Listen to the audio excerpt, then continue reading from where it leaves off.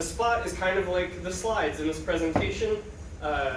They're ideas, and then you improv all the way through them. I didn't think this presentation through. So you're calling it in the ring.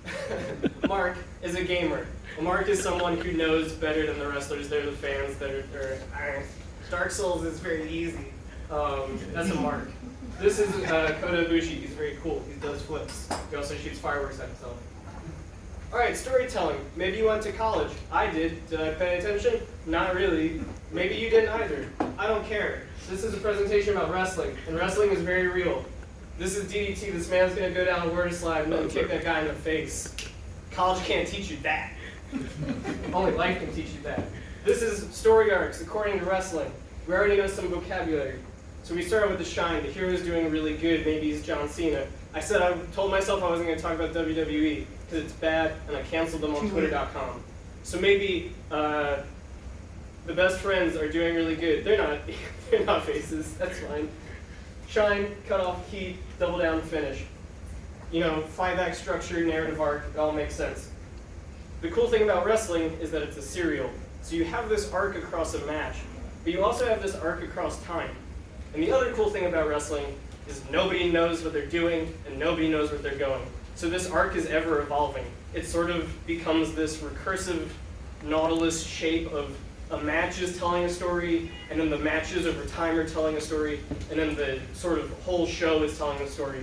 And you get lost, and it doesn't make sense, and people make turns, and you don't think that those make sense, but it's whatever.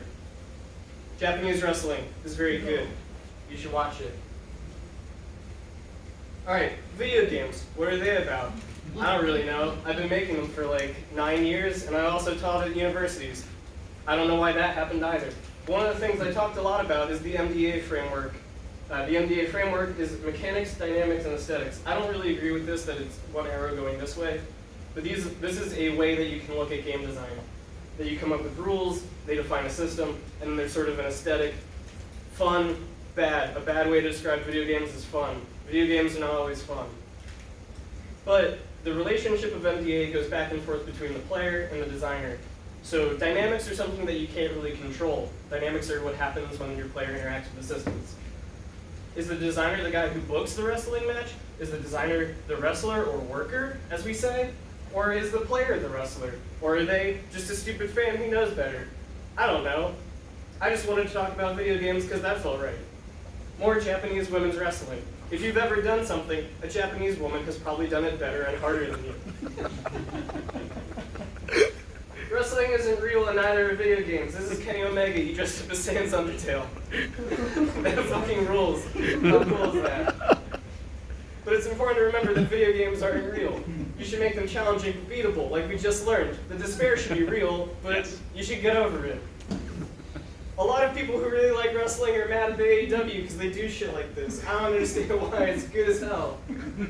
Alright, Resident Evil 4. I wanted to give another lightning talk, so I kind of crammed them together. Resident Evil 4 is my favorite video game. I've got a tattoo on my leg of Resident Evil 4. Resident Evil 4 is a completely nonsensical trash video game. You start out trying to save the president's daughter in the woods of not Spain. In the middle part, you get chased by a Napoleon robot made out of stone. It ends with you diving through lasers in some sort of secret underground base.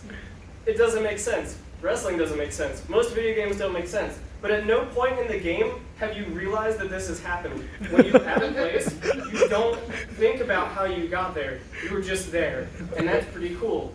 Resident Evil also has a very cool dynamic AI system where if the game is too hard for you, it will remove enemies from scenarios, making it easier for you to defeat. The horror and despair of the village is very real. There's a man with a chainsaw and a bag on his head, and he's trying to cut your goddamn head off. But it's fine, because if you suck, some of the people with pitchforks around him will disappear. And that's pretty cool. Will people take other people out of the wrestling match? No, you have to face them, and they're very scary. Alright, so your players. They're champions and they're also failures. Sometimes they're Ray Phoenix and they do cool stuff on the ropes, and it's really badass. Sometimes they're like Darby Allin here and completely eat shit off the apron.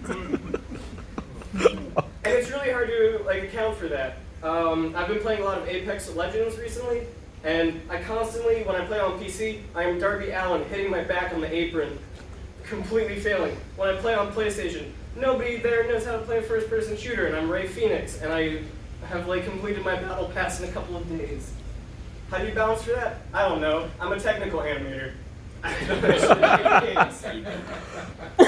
What's really important, I think, about video games as a developer and a player is to embrace lowbrow media. A lot of people talk about games becoming art and these highfalutin ideas that The Last of Us is going to be some sort of transcendental experience, but it's really about shooting zombies in the head. And Death Stranding was going to be some transcendental experience, but you're Norman Reedus taking Monster Energy drink to your boyfriends in post-apocalyptic America. Sometimes you're Joey Ryan, a man with a very strong penis who flips other men over with his very strong penis. And that's cool, and you can tell such beautiful and wonderful stories with your very strong penis. Okay, and lastly, yes. I think it's important that as a developer, that you should try hard enough to make it look like you've never tried in your life, like my very good friend Orange Cassidy.